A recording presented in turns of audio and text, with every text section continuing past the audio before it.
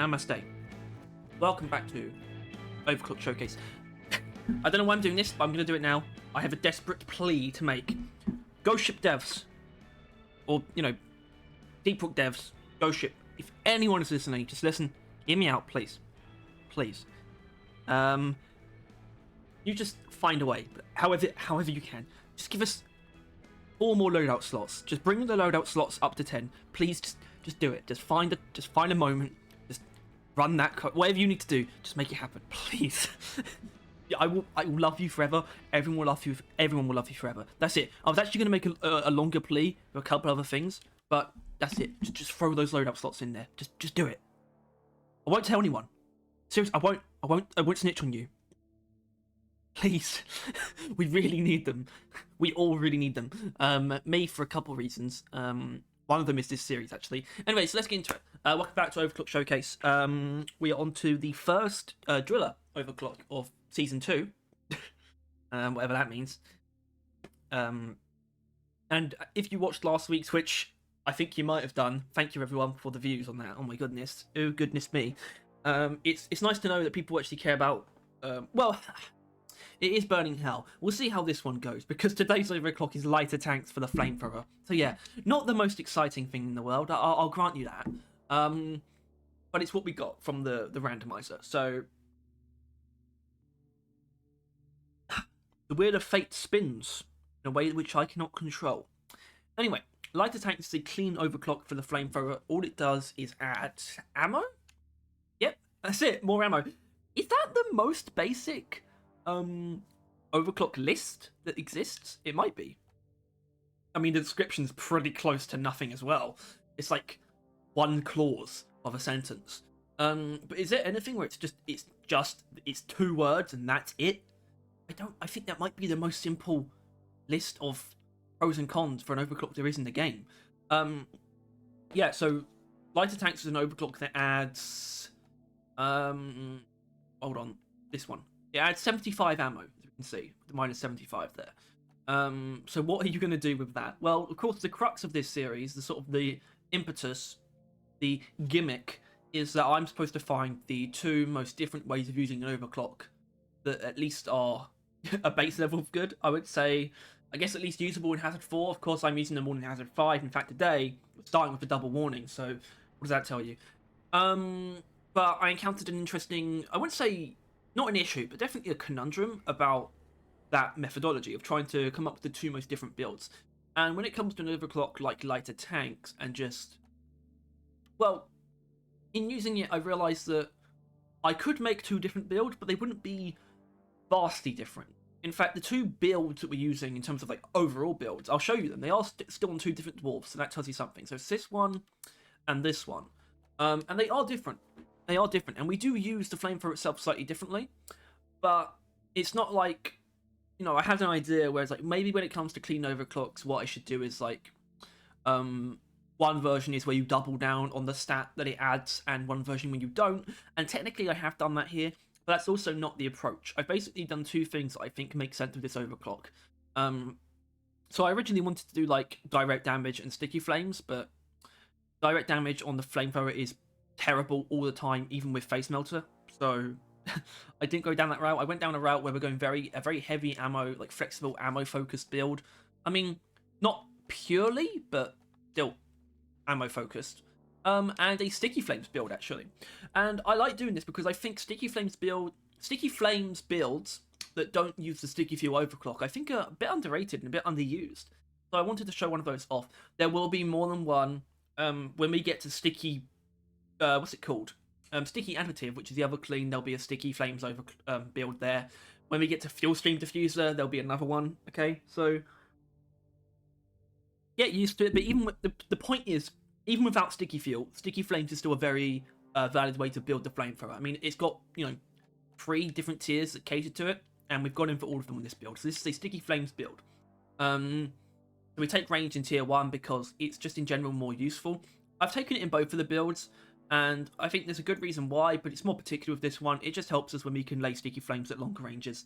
I mean, that's one of the main things that you don't have when you use sticky... yeah, no you don't. It doesn't have a range penalty. Okay, whatever.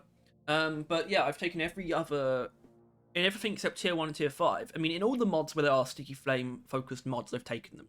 So we've got more duration wherever we can get it, and we've got the slowdown. The slowdown is honestly the most important one. I really wish I could take triple filter fuel, but you know, we kind of need the maximum sticky flame uptime. And tier 5 is heat radiance, and that's the same for both of them as well, because there's no reason to use targets explode without base melter, really. Which is a shame, because I think this upgrade can be okay, especially against tiny enemies, but when you're using sticky flames, you're pretty good against tiny enemies anyway, especially when you're using a wave cooker.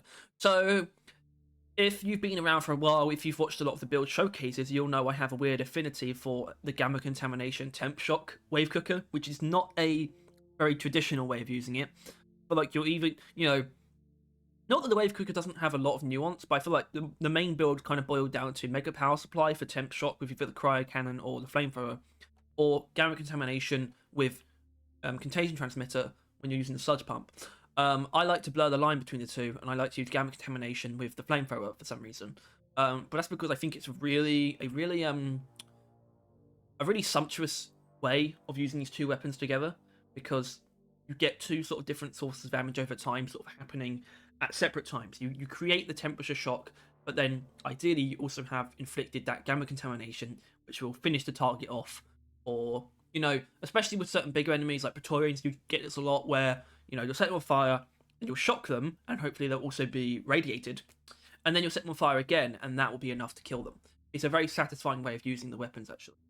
And it works relatively well with sticky flame builds, because it lets you kind of just keep drilling into them with the temper shock effect. Although that's not exactly what we're doing, because we don't necessarily want to do that, because gamma contamination does of course reduce our ammo, and also there's no real point. We're not getting too much out of constantly shooting them. But the sticky flames is more of a safeguard against sort of larger swarms of enemies, that you can sort of lay down the sticky flames, things like that, and sort of just build up a little bit of more damage over time as well to finish things off. So we're not actually going to be spamming temp shock necessarily. So it's not literally the most flame centric build, but that's still what the flamethrower is built for, and I think it works out pretty well. In terms of other things, it's not really important, as usual. I think Impact Axe, though, is probably quite well suited to this one. I would say it's the other one where if you didn't want to use Impact Axes, I wouldn't call you a madman. I think that's actually perfectly valid to not use them. I'm still going to on that one. But on this one, I am definitely going to use Impact Axes, and for some reason I have Volatile Compound. I don't know why I use Volatile Compound instead of bigger charge, because one's just less dangerous than the other, but whatever. Anyway, first mission I got lined up for this one is this.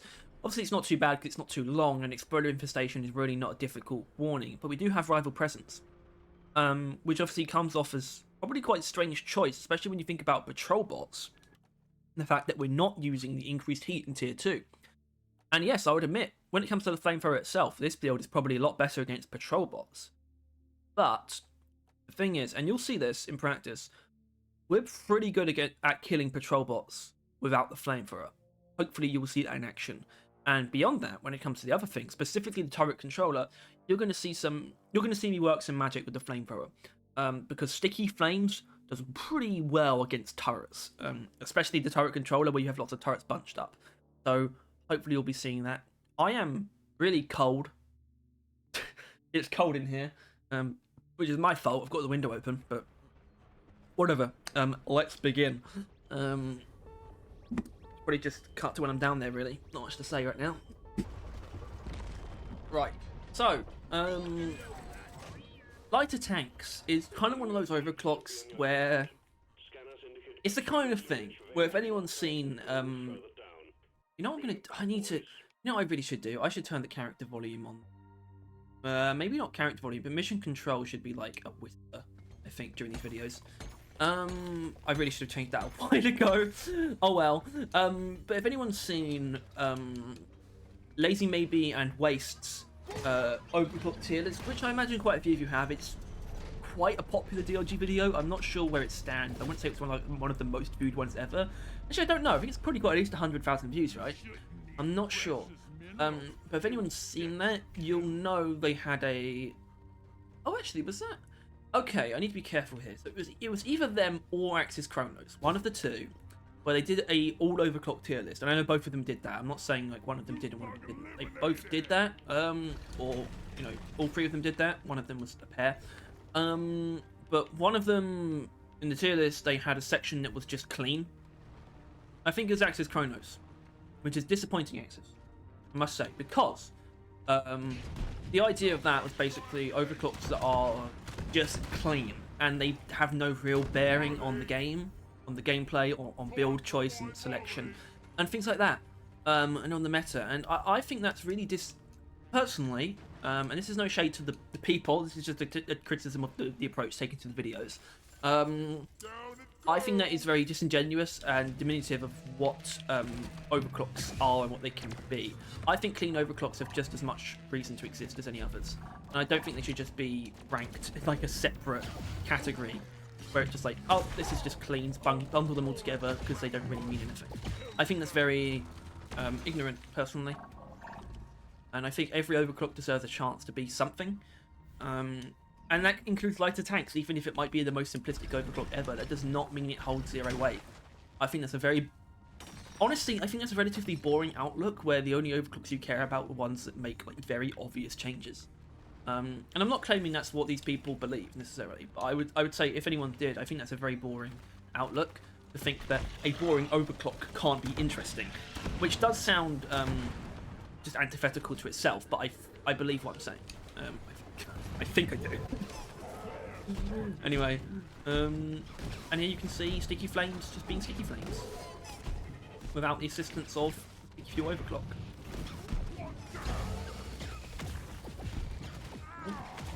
Hey, leave me alone.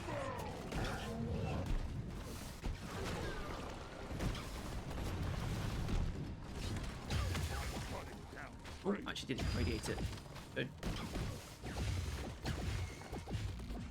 Yeah, anyway, so this build itself, though, I find quite nice. Obviously, that wasn't a great showcase there. I mean, I don't know what to say. Sometimes I just have bad moments. Whatever. But the reason why I like it so much is because we can use the Wave Cooker as a really cheap and nice tool for clearing up HVTs as well.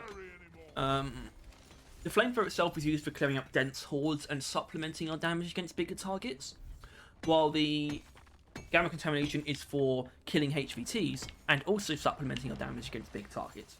So both of them meet in the middle to take down bigger enemies, but they serve separate roles when it comes to clearing up trash. Although I'd say a group of exploders, while I can just as easily kill them with my pickaxe as anything else, they're the kind of thing that either weapon would work well against. Wave Cooker obviously works well in that it just deletes them, but Flamethrower works well in that it would do it extremely cheaply as well. So yeah. Hopefully I've talked long enough for there to be a swarm soon, because I don't want to cut too much. Clearly, I don't need to be super careful about like how long I spend on these videos. Also, jet boots. Jet boots. No, I don't think that's fair. I really shouldn't take them. It's annoying because when I find jet boots, I want to use jet boots because they're not very common, but it's going to skewer the findings too much. Anyway, so Bosco, I want you over there. I want this to be a pretty pure S to see what happens to a single turret. So, do this. See, that was like an overly efficient way of doing it. We could have done it much quicker by laying the sticky flames and then also continuing to shoot a bit more to get heat radiance to activate, but it still showed you how efficiently we can do it. And you're going to be seeing me doing that a bit more aggressively when we actually find the turret controller. Which I kind of want to talk about just briefly, because I really like the turret controller. I think it's one of the coolest things about, honestly, about Season 2, actually. But I don't think it should be the only place where you find turrets in a Arrival Presence mission. I think there should still be some scattered around the caves.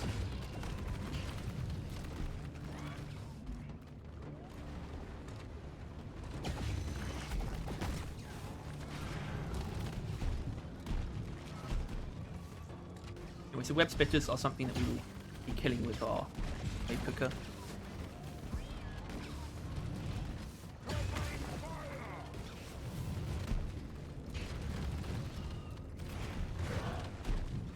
The Laboratorian's dead, so we set it on fire first, then temp shocked it, then set it on fire again after it was contaminated. And then you can see the RNG kicking in, actually not triggering the effects, which is lovely. Have a bit of that. Didn't actually hit anything there, did I?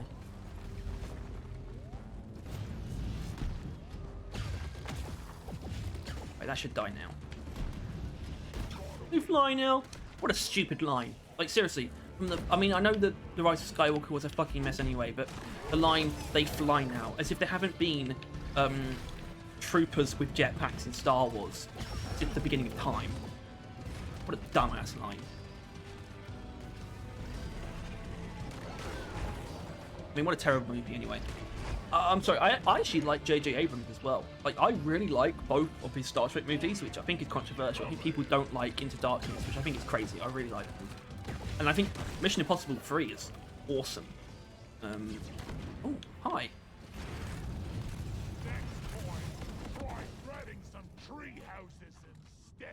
Yeah, and that's the great thing about this. We still have a lot of ammo and also heat radiant, so we can kind of just air up tiny enemies like that anyway, like flying ones, like shockers or shredders. That's the beauty of a no strings attached clean ammo overclock like this. Oh! Didn't realise I was that close.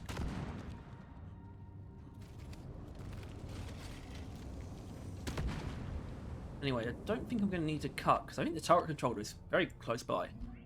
Okay, here's more turrets. Or another turret. I'm going to dance around. Yep, yeah. I think when they're on their own, I don't have a good reason to be aggressive. There's another one on its own. It almost makes it feel like they are like individual turrets scattered throughout the cave, doesn't it?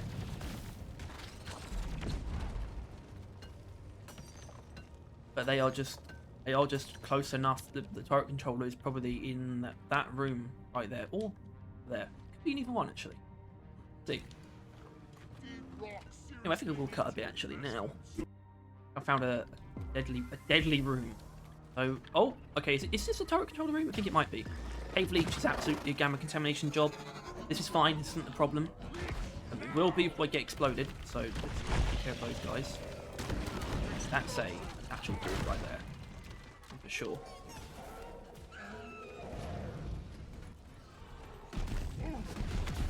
Why isn't that gas ignited? Oh well. No problem. Hey. So if we could reach them, sniper turrets would go down a tree with a flamethrower, and I think I probably could have reached that one actually. But gamma contamination works pretty well against sniper turrets as well. Like two instances of gamma contamination can kill a sniper turret just fine for me, as long as you can stay in cover. Anyway, I think it's probably time to lock in, because I think the turrets are up here, aren't they? Yeah. So that's what we're gonna do. Sniper turret down. Another sniper turret down. Pulsar turret. Lay the flames. Gone. Do the same for the rest of them. Flames on the ground. Is that going to do it? Oh, didn't. Shit. Yeah, okay. Is that all of them? All the ones that are relevant, at least.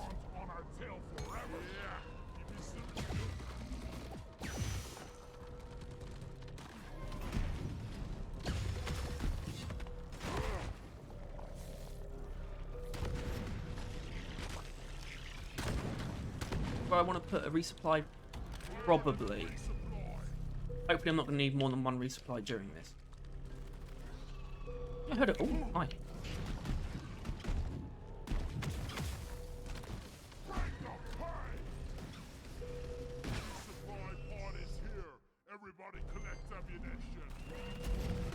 God. Grabber. Where is it? Come on. I can't hack the turret controller until this grabber's dealt with. Perfect.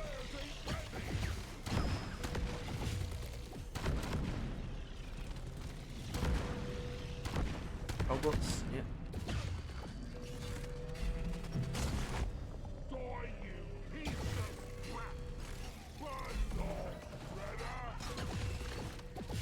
I didn't actually explain like the mod choices for my wave cooker at all. But to be honest, that's because I'm not too confident in them. I'm actually not sure why I have it so that alternate firing mode is the smaller lens. I don't think that's actually wise at all. So you can ignore that if you want.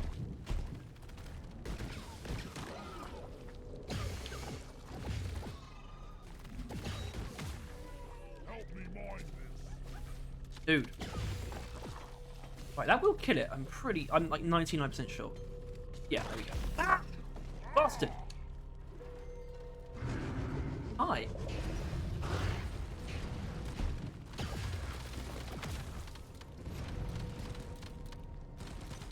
F shall come to that Praetorian. Alright, let's hack this thing.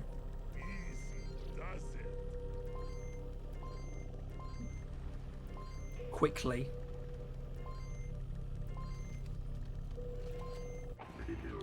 Goodness me. This is one of the few times where Exploder Infestation is like a real threat. Because they can just jump you. Not even unexpectedly, just when you're preoccupied. Oh, Swarmers. Speaking of which, that was going to be the second half of my plea. I really, really want a Grunt Apocalypse warning. And that would basically be a warning where it makes most of the enemies grunts, just absurd amounts of grunts all the time. Swarms are like always grunt swarms. Basically that. And it's the kind of thing that I would just love to see somehow just slapped into the game at a random point, just for fun. It is the kind of thing that would be better suited to like a side piece of content in Season 6, I acknowledge that, but if we could somehow just get it out of the blue, it's just a tiny bit of substantial content between now and Roadcore, I would be over the moon. I think Ghost should probably underestimate how well small but tangible content can do. I could be wrong. Maybe they understand, but they just really can't dedicate the time to it. I think if you somehow were able to bundle that with adding those loadout slots and a bit of weapon balancing, mainly for the new overclocks, because some of them need it, mainly like burst fire and things like that.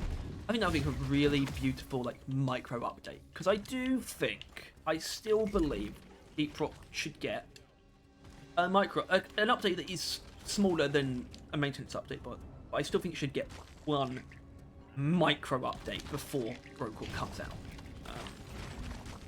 I very much so believe that. I mean, you can't have my mind changed. The only thing that will change my mind is if we see something from Roadcore soon and it looks like amazing, and I do think it will be great, but if I get like really floored by the Roadcore footage, that might make me shut up about DLG micro updates. So it's unlikely. Anyway, I'm just going to collect some nitro now. You don't need to see that. Although we should talk a little bit about what I've actually been doing. Actual takeaways from this. Takeaways are that so far we've been strong against everything we've encountered. To be fair, we haven't really encountered Macteria yet, though. And they're not difficult, though, with this, because the Flamethrower does very well against them in general, and we can easily finish them up. Like, you can, in isolation, finish off a Tri-Jaw before it attacks, which I think is important. Multiple Tri-Jaws, if you try and take them all out once, chances are they're going to get to attack. But a Tri-Jaw in isolation, you can definitely kill before it attacks you. So I wouldn't say there are any major weaknesses to this build. It works pretty well in most scenarios. I would say the only scenarios where it doesn't work well are the ones that you let yourself get sort of swept away into, like sort of tight, close quarter scenarios that you probably shouldn't be in, you know? So overall, I think it's a fairly airtight build. Unfortunately, for both of these, we do run into the problem of they're kind of objectively hindered from being universally applicable, because you can't really take these into elimination, especially not solo. Wouldn't be wise. I think out of the two, though, this is probably the best one to take into elimination, because the Sticky Flames will do a little bit extra damage against the Dreadnought, and so will Gamma Contamination itself.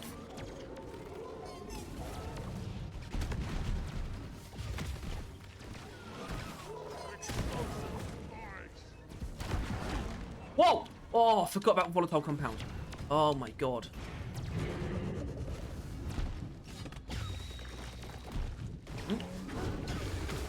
Headshot, buddy. Okay. Yeah, the only real downsides are, I would say, I guess we have a slight lack of crowd control, but we also really don't, because both our weapons slow things. We just don't have an easy way to interrupt enemies. We do with the impact axe, but those are limited use, and they're better suited to dealing chunk damage to things like sting tails and patrols anyway. Can't really devote your impact axes to stunning tri-jaws, for example, before they get to attack. So it's not even crowd control light, so I can't even call that a weakness of it. I guess the main weakness is... I guess you can't take down super big enemies quickly, but I don't think that's even true. I've used this build against bulk detonators and pressers. I guess really it's just yeah, I mean, like I said, I think it is a pretty airtight build. It just, you know, it's just not literally like overpowered in any scenario. I think that is something you definitely want to look for. A cool build is one where it's like overpowered in some contexts. I wouldn't say this build is ever overpowered, and that same goes for the next one actually. But they're also both pretty airtight. You know?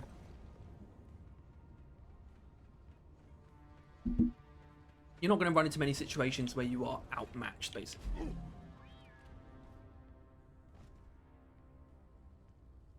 Where the hell am I over? I guess I'm going over there. What's this? Exploders? You need to see that. Let's move on. Right, we've got a swarm before I was able to actually move on. So I'm going to retreat back up to the resupply. And we'll place it from there. Oh, a grabber.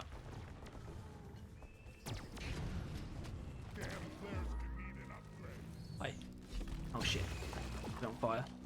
Oh well. Pardon me. Excuse me, I mean, not pardon me. That's for burps.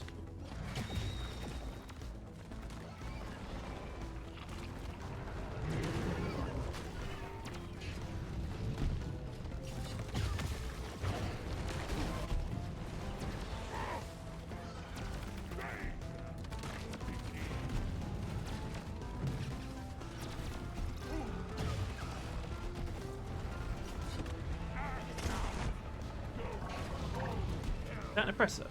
It is. Hi.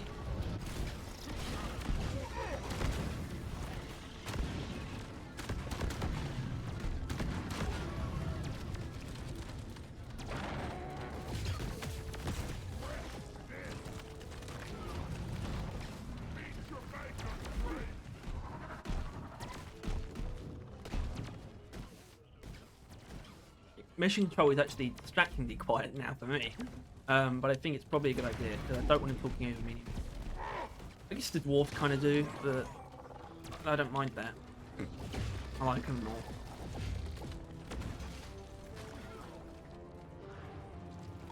Hello.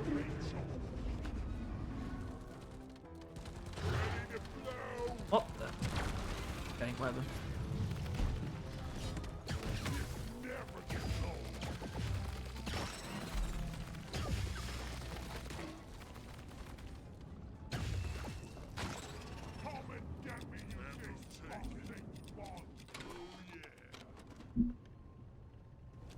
Okay, now it's definitely time to move on. Although, once again, I think that was another good showcase of what's going on here, in that kind of working out. I mean, I will say, I think it actually should be said. I won't say what we're doing is super specific to lighter tanks. I guess our overall economy is, and that economy could technically be matched by compact feed valves, which gives you more ammo overall, because it also gives you a magazine size increase. But compact feed valves does have a range penalty that, when it comes to sticky flame specifically, is not ideal. It's not what you want. Anyway, so Core Stone, I think I'm in a good position to Start this immediately. I think you have a resupply on here.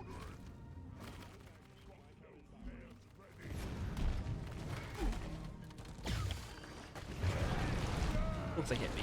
Of course it hit me. I just Praetorians just thought it's basically impossible for them to not hit you. Feels like.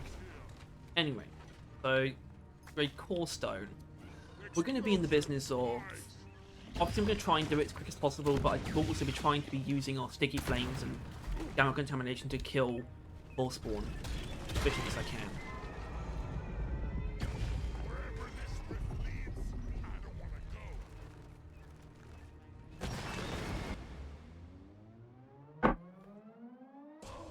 Alright, here we go. Oh, what's that? Not a resupply.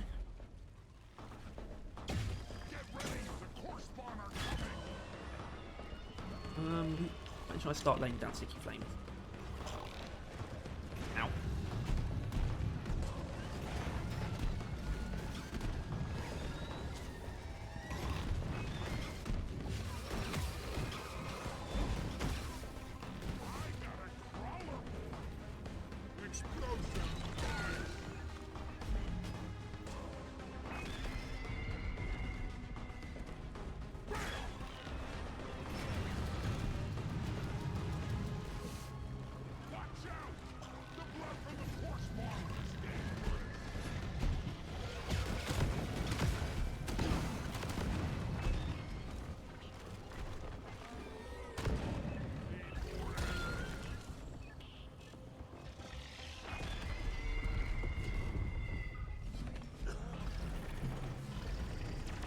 Not now, patrol bot. Actually, fuck the patrol bot. There we go. That's heat radiant can do a patrol bot in with 15 ammo. If we were using the other build and therefore had more heat from the actual flame stream, we would do that even quicker. That's pretty cool. But yeah, even core spawn, no problem. I don't know why I'm choosing to kill these guys with gamma contamination. Clearly not a great idea. Excuse me. I'm pretty sure it probably sounds a bit funny because I think I cough quite a bit in these videos, and that's because I do it on Sunday. I record on Sunday when I've almost always been for a run. I'm just short of breath basically. And yes, I think that is because I am slightly asthmatic. But that is unconfirmed. Undiagnosed asthma.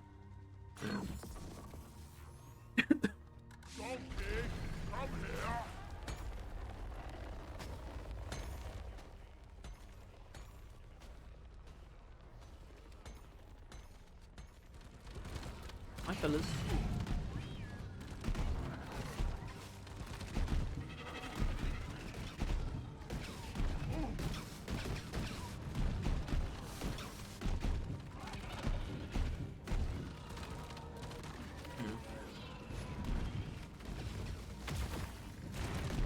Volatile impact mixture for the shard diffractor, the magma overclock. It's good, but I don't know if I would call it a better sticky flames like some people like to call it. I think that's a bit of an overstatement. It is quite strong, but it's not like a crazy. It doesn't make sticky flames redundant. It doesn't, like, as a concept. And I will say, I'm not saying this is better. I definitely prefer using sticky flames when I'm not using sticky fuel. I don't like the doubling down. I don't like playing into that really boring meta, which is just absurd, like absurdly efficient and just boring sticky flames. I don't know, I find it really uninteresting. I just find it unappealing, and I don't think it's contrarianism. It probably is objectively, but I don't feel like it is. I don't feel like I'm doing it because it's popular, but I feel like things that make it popular, which are the efficiency and the laziness of the build, and that is quite an obtuse way of saying it, but it's also true. I'm not saying people use it are lazy, I'm just saying it's a lazy play style, which is just laying down flames and waiting for things to die. I don't find it that interesting. And I do think it's those things that made it popular.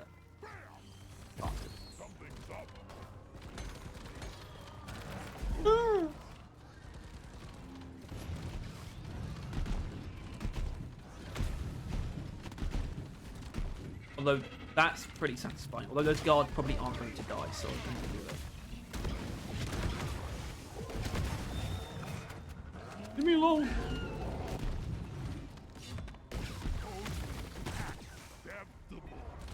Alright, an isolated compressor.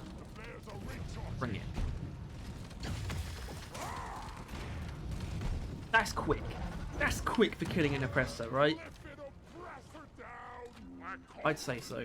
Anyway, this is it, right? I want to go before another swarm shows up. Get out of here.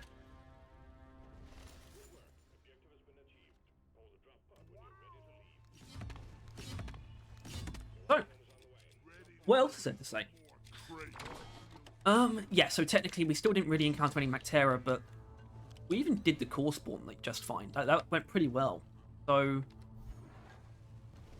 I failed to see a glaring problem with this, and therefore I failed to see a glaring problem with the overclock. And what that really means is that the flamethrower is just kind of a good weapon by default. But I would say, you know, I wouldn't recommend doing things like, say you're still in the unoverclocked stage, I wouldn't recommend doubling down on sticky flames. But if you have access to lighter tanks, for example, you can go for sticky flames overclock just as much as you should if you have the sticky fuel overclock. I think this is just as valid. It probably isn't, you know, literally as good as far as sticky flames go. I think it's just as valid, you know. It's just as worth using. And this is kind of my point, I think. You know, I'm not saying what's happening is particularly exciting compared to, you know, it's not a change really, is it? It's not like going from vanilla flamethrower to scorching tide, right? Or from vanilla hurricane to, you know, any of the hurricanes overclocks. They're all crazy. But what it is still something.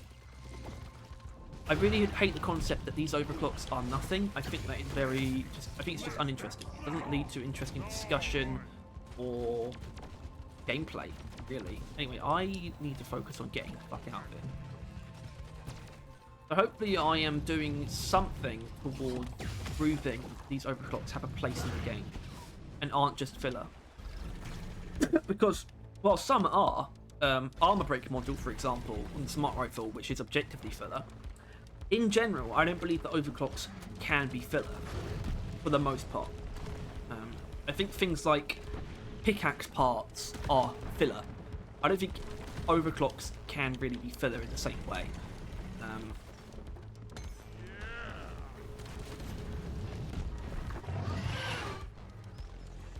And that applies to uninteresting cleans like this. They're not filler. There's still a reason to use an overclock that just adds a bit of ammo to your flamethrower. And this isn't the only build that I've got to prove that to you. So let's just beeline it for the drop pod, and I can show you the next one. Although I'm not gonna stop myself from stopping along the way to kill Victorian. Because how can I resist? It is weird that the main tank enemy just suddenly,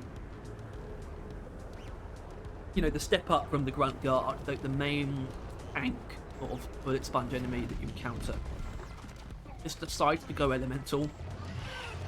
Instead of just being like what would a plain Praetorian be? I guess a sentinel is basically what it is.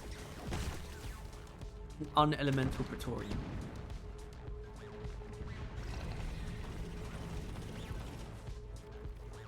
It's why it would have made far more sense if they did actually go down the route of every biome having its own Praetorian. Like sandblasted corridors, its breath would actually just push you basically. It would just basically create a wind puddle from its mouth. And I guess when it dies, it could like create a small whirlwind, or it could drop bees when it dies. Something.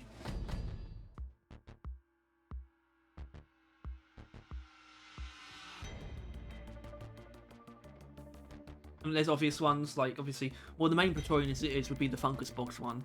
Crystalline Caverns would get an electric one. Magma Core would get a fire one. I mean, that's an ancient suggestion. Other things like that. Hollow Bow, I can sort of imagine it having like summoning vines or something, but that might be a bit too complicated.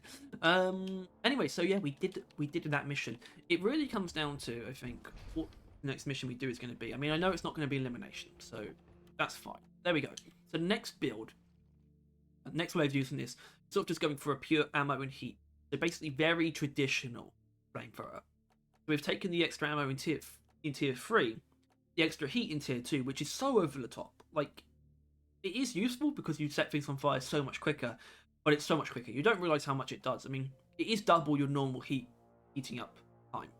You set pretty much anything below a Borean on fire basically instantaneously, like in under a second, with the heat stream. Which makes Heat Radiant seem really redundant, but it's still not, because it helps keep you safe. Especially when you use It Burns, which I think is a really great thing to use when you're going for pure heat. In some ways it doesn't make sense, but what It Burns actually is a reason to keep firing. Like, when you otherwise don't really need to.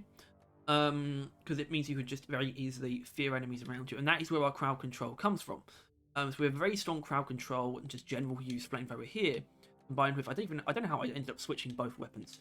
But very powerful, stop it, very powerful explosive reload Sabata.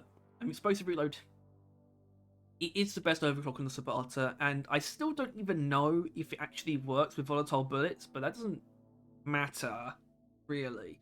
It still does more damage against burning enemies, and it's still a very powerful effect.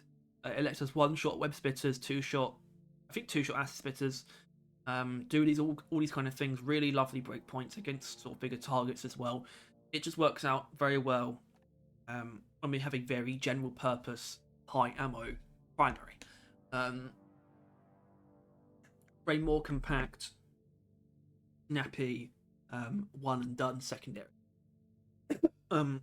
It feels very good, and yeah, this build is very generalist. There's not too much to say in preface, so best thing to do would be to jump into a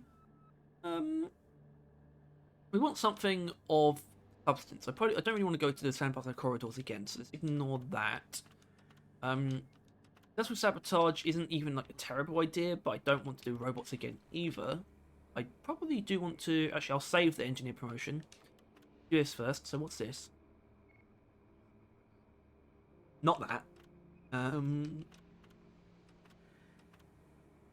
that's probably going to be awful. That's the easiest choice in the world, isn't it? Salvage drop? Salvage drop because it would have to take advantage of the fear, basically. Let's do a salvage drop with... Oh! Had more enemies on for the previous... More enemies... And... to really play up the fear, I'm going to put aggressive enemies on. Which is not a great idea. Okay? But I think it's important that I don't use... I think the one thing I shouldn't use in these is tough enemies. That's the main thing I shouldn't use, because I don't like skewering people's concept of how much it takes to kill something. I think that's not a very... It's just not a very sensible way of showcasing it in such a way that is not realistic to how fast those enemies. So, fine by me. Excuse me.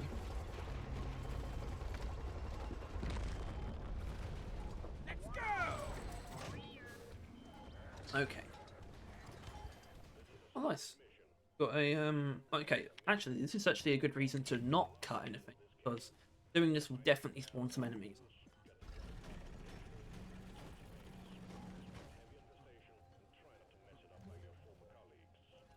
God, mission control being at a whisper basically really makes it feel like something's wrong.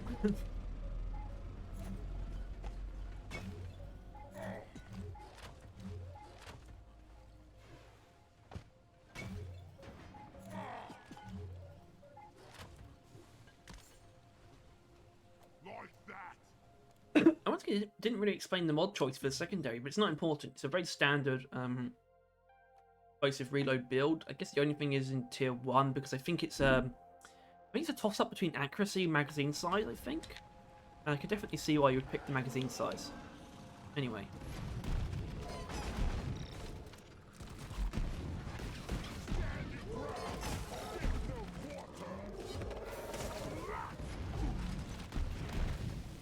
Oh god, we've got aggressive spreaders.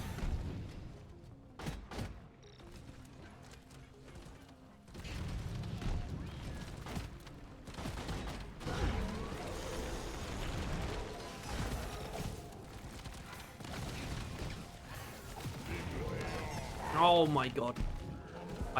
Mistake. Rest of enemies was a mistake, big mistake, big. Oh. Okay. Fine. I'll manage.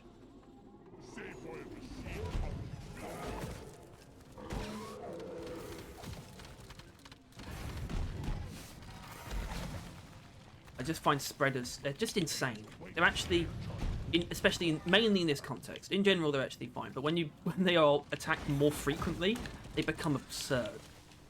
I think aggressive enemies, it also increases projectile speed, so that's definitely not going to help. But you still saw how quick we were setting things on fire, I hope. I mean, it's hard to not see. It's the only thing that's really happening. Aside from me dying. Me also setting things on fire.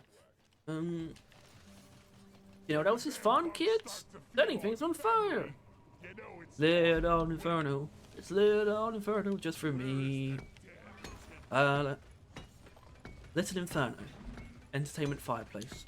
A genuinely an amazing game that I've never played. I just know it's amazing because of the Yogs cast playing it, and that's a game that I've literally never played, but I have insane nostalgia for. Is that weird?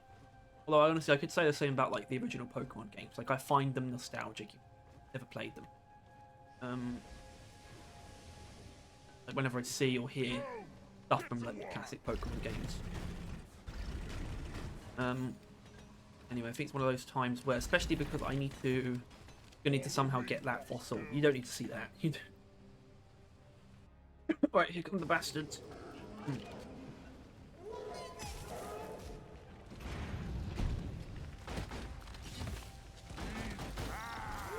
Yeah, that's actually a good reason to use the burst fire actually, because it adds a little bit of armor breaking. Oh god, an aggressive, hyper-aggressive shellback. That I definitely don't like. Thank you, Bosco. Yeah, so this is actually going to be a bit of a test. Hopefully, I mean, as long as you can still see how quickly we're setting things on fire, and also finishing them off when I actually get, the opportunity to attack, which is most of the time, but maybe I will go down, maybe I'll even fail the mission. But if I do, just pretend that it's entirely because of aggressive enemies. Not because of me failing to get good. I'm having the best time in my life right now. Like was for? Sugar. A humble shellback. Ready to blow. What? I thought that'd do much more damage than that.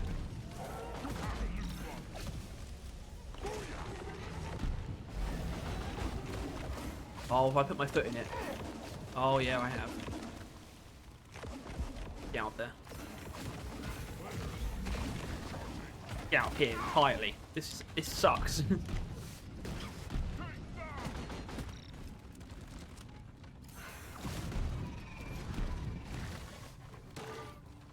Bosco, you have a new target.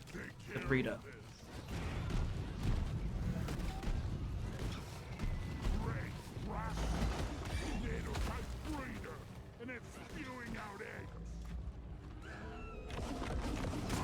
Oh, hi. God.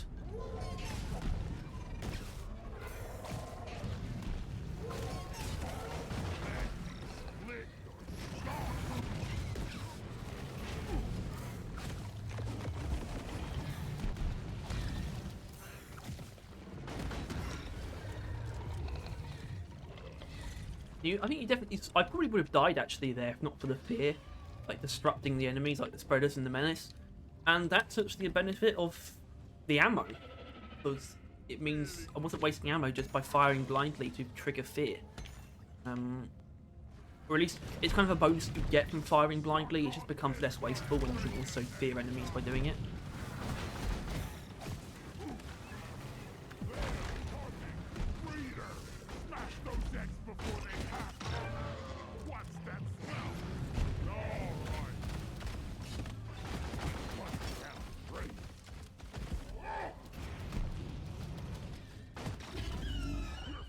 there any sugar in the starting room? Faster. None.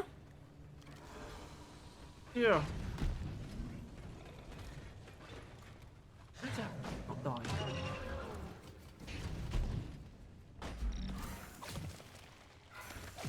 Thank you. Better get his last dump. Right, things calm down a bit in here yet.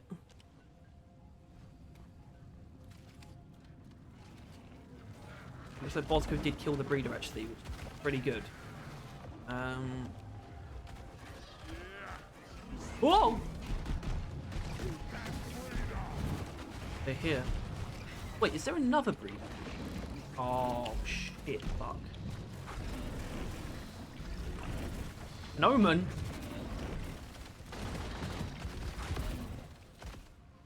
I can probably do that actually. Seems crazy, but I'm not opposed to that.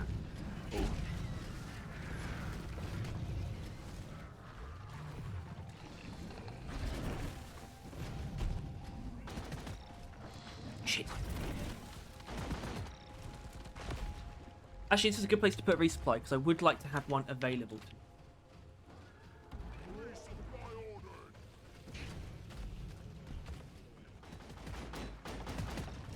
Nope, that's not a good way to die.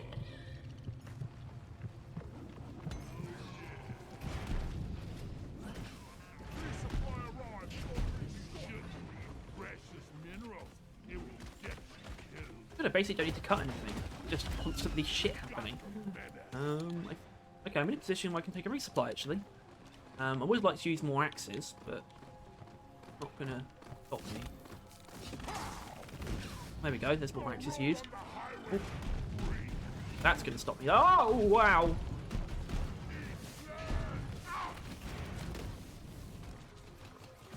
That's what you get for melting my eliminated.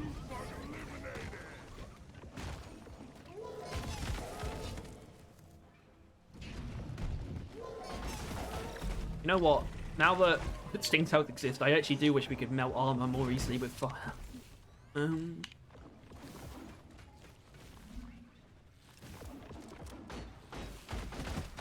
Anyway, it's kind of whack, but I'm probably going to have to take out those gale brambles purely with the Sabata.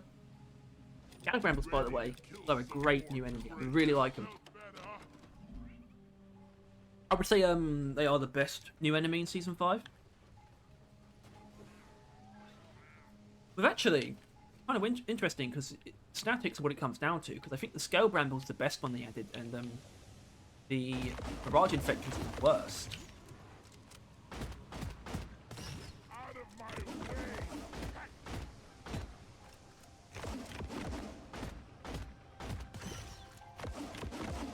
Okay, that one we're gonna fire.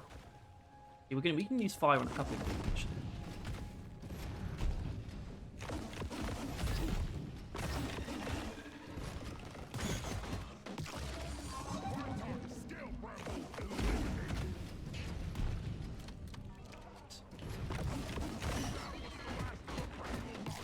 Lovely. Okay, I think we actually have some peace and quiet, so which means I get to cut a little bit. Alright, so more enemies showed up, and I think it's time to also talk about takeaways. That's all for them. So there's no individual enemy that we struggle against. Even Sting Hells with their annoyingly placed armor, an impact axe is really what you need. An impact axe and some fire does it pretty well.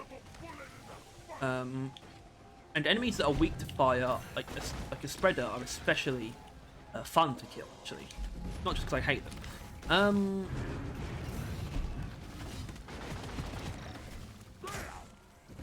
In terms of problems, obviously problems here are exacerbated by...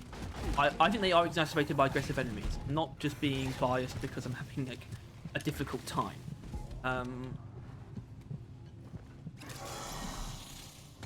But problems, I suppose,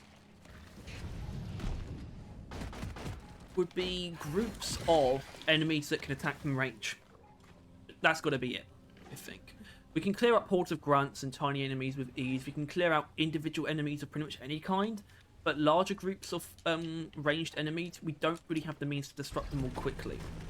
Especially because it's very hard to quickly affect like multiple Mactera with one like stream of flame, which means it's difficult to get our fear effect to activate on all of them because the enemies do have to be touching the flame to get feared. That is an important thing to keep in mind. Obviously, and some things don't change. We're still not great against. Well, we're really not great against bosses. I actually meant to say dreadnoughts.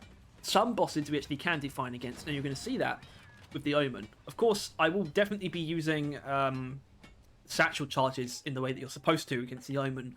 But what you're going to see, what you're going to get a bit of a taster of, although not to the first extent, is the fact that some bosses, and I think this is exclusively Betsy and the Omen, where while it may not look like it, they can be set on fire or frozen and do take damage bonuses relative to those effects. It's most evident when it comes to freezing in general and also temp shocking, but they are technically, on a technical level, a mechanical level, they can be frozen and ignited. There are caveats. The caveat is the fact that they're not actually on fire, for example, so they're not taking fire damage. But the game still thinks they're on fire, which means you get damage bonuses. Oh my good god.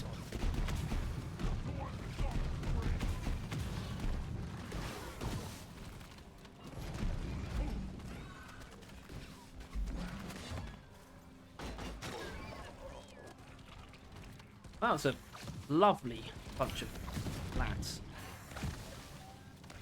So friendly, so polite. Excuse me. Anyway, I think it's time for that Omen now.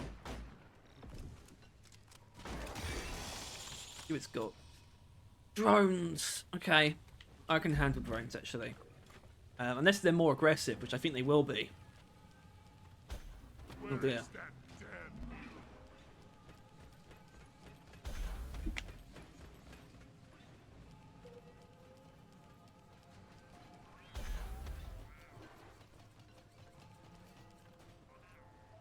This goes here.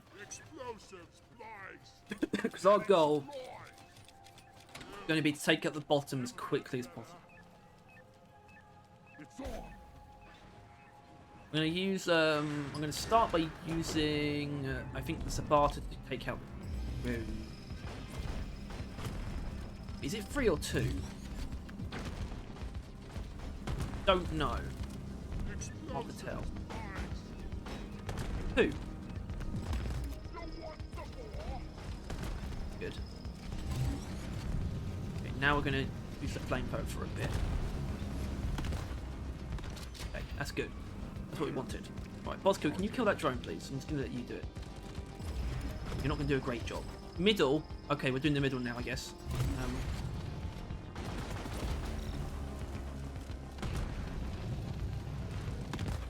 Okay. Middle.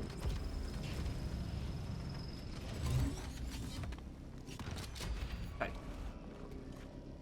Well, I've used so much Sabata ammo, it would make more sense to just flamethrower it by itself. But that's probably not actually wise. Oh, actually, it is on fire. It was taking damage over time. There you go.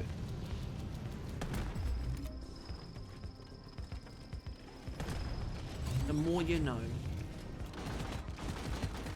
Knowing is half the battle, as they say.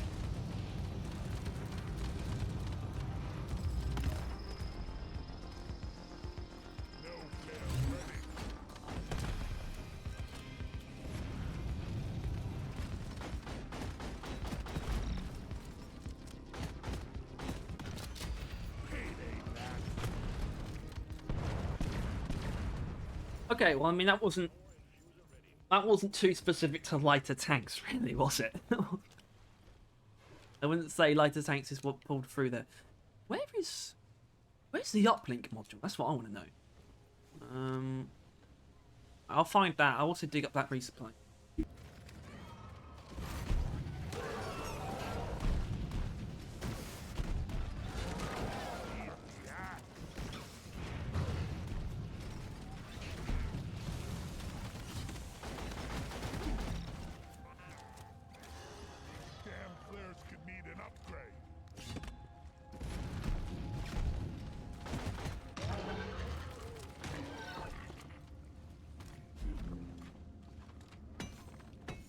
Alright.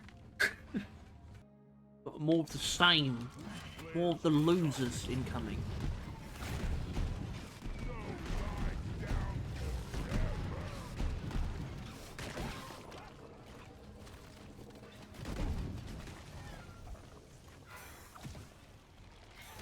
This idiot.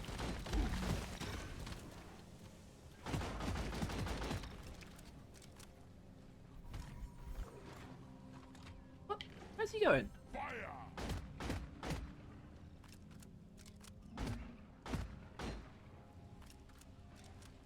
How? You fool?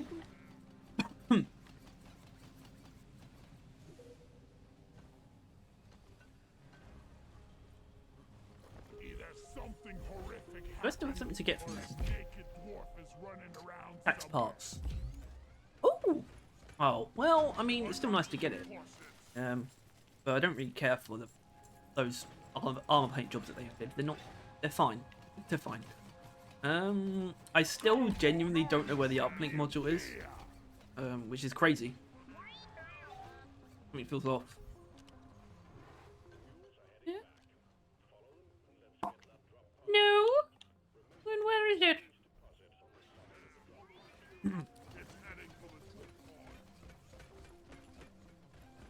It could also be in a really obvious spot, but... Oh, there it is. Alright.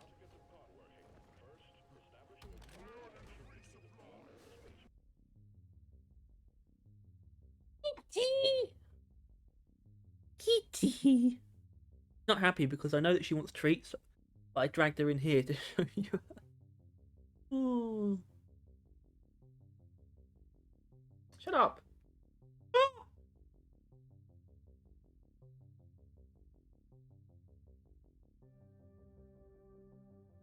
Very upset. Gonna terrorize everyone now. Back of the acid spitters.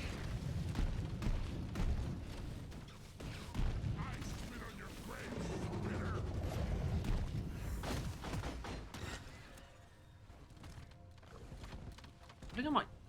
Probably. I think I am going to double dip actually.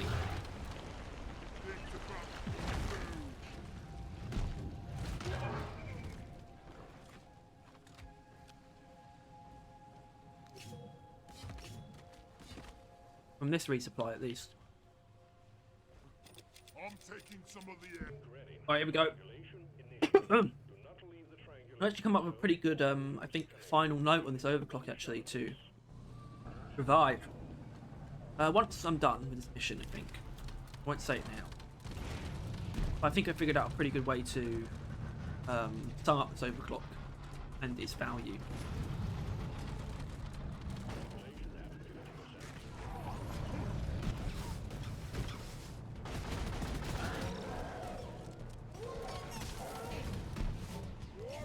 Oh.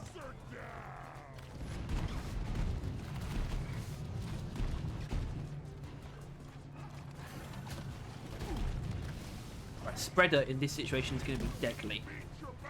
Honestly, I can't remember the last time I did a salvage op and there wasn't a spreader. But they were designed for it. So. I mean, it really does feel like that. Let him go! Right there, sir.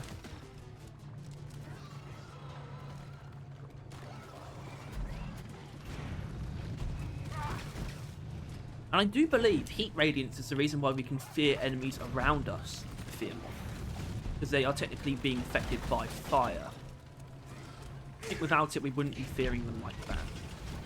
So oh, okay. I guess it's an appropriate time to lose a life. Of course I do shoot myself in the foot inherently by not taking the maximum number of extra lives, but instead I take mining speed for Bosco. I think it's genuinely a great idea. Bosco with increased mining speed is insanely useful. I actually didn't like using him to mine stuff before equipping it. But it's completely changed that.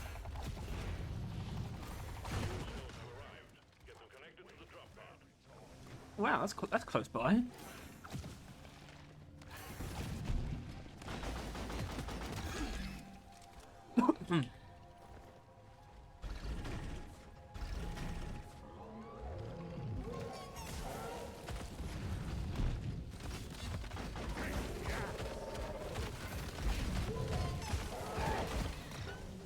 Okay, I don't think I want to go down to these random shit before the next stage. That would be awful.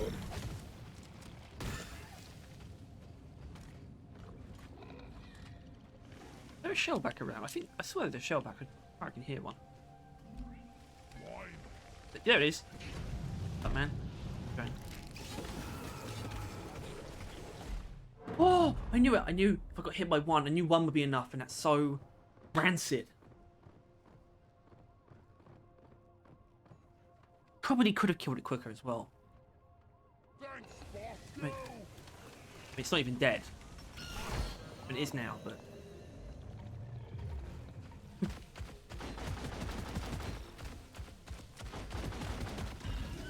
Okay. Ain't no hiding from me, bug. Yeah.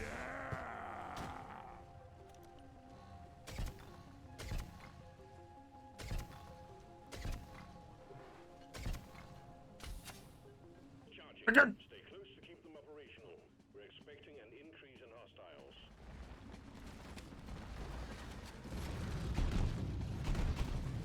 Wash 'em.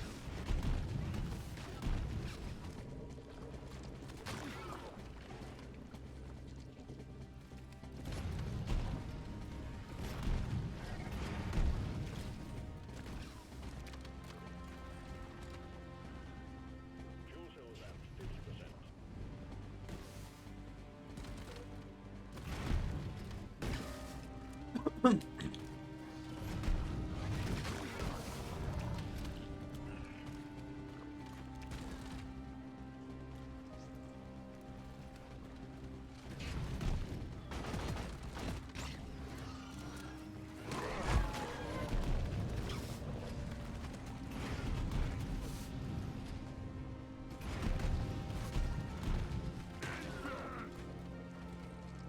Fuel cells at 75%. You're almost there.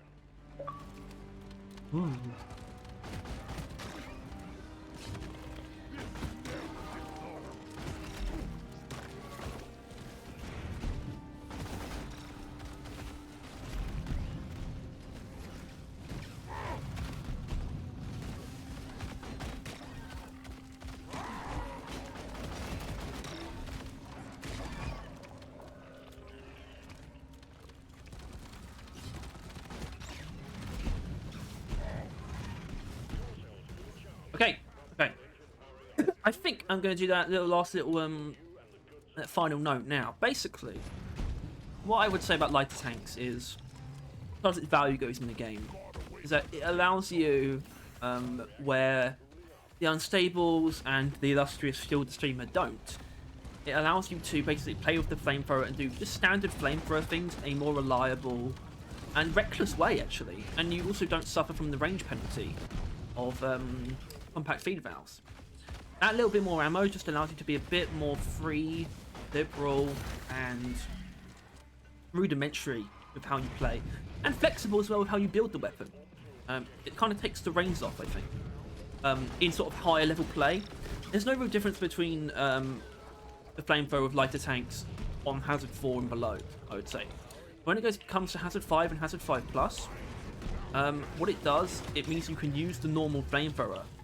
You don't need any of the fancy bells and whistles that the other Overclocks bring, and you also don't suffer from the range penalty of compact feed valves.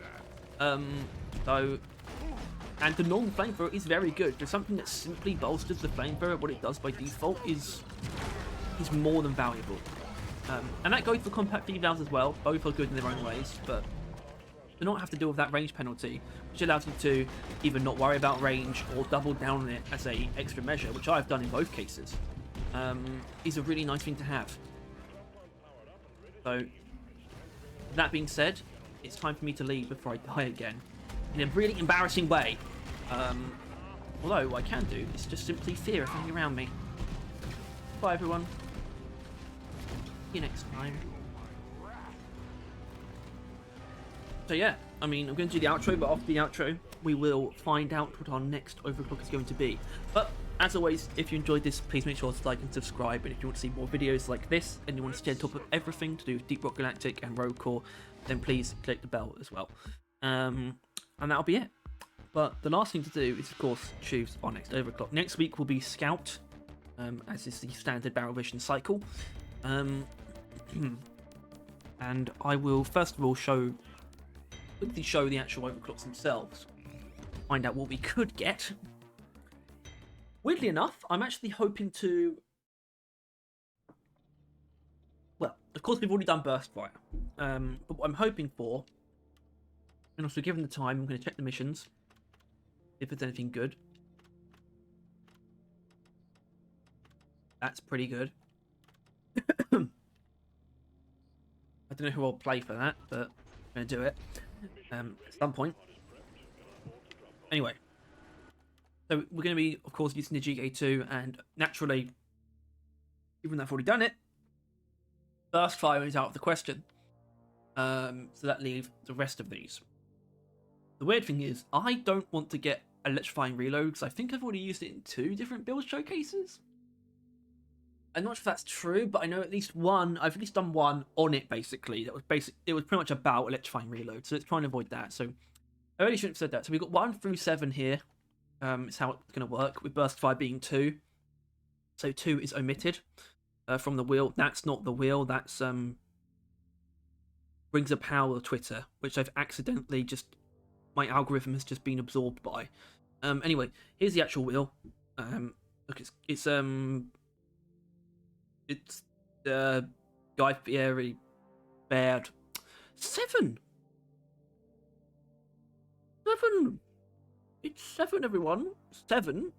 We turn our attention back to the game itself. It's the final one, which is Overclock Firing Mechanism, which I do not have a problem with using. I love that Overclock like can almost definitely build in a couple of different ways. So that'll be next week. Look forward to that on the next episode of Overclock Showcase. Next main video, I don't know. I do know what it's going to be. I do want to do the gameplay focused thing. We'll have to see how. I'm sure Tyler will be receptive to it, but depends if we're going to hit a third person or not. Hopefully we don't, because that would be tedious. Either way, we'll see. So once again, thank you for watching. See you next time. Oh, I'm actually supposed to get a drink before I go, aren't I? That's the standard way of doing things. What would be a good drink? Last time it was Burning Love. Burning Love would actually be suitable again for this.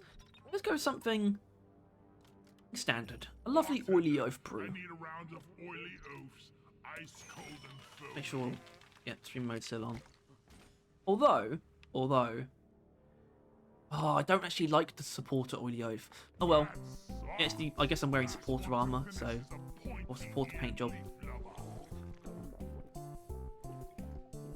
Bye. That's the stuff. I'm gonna throw the mug at the screen.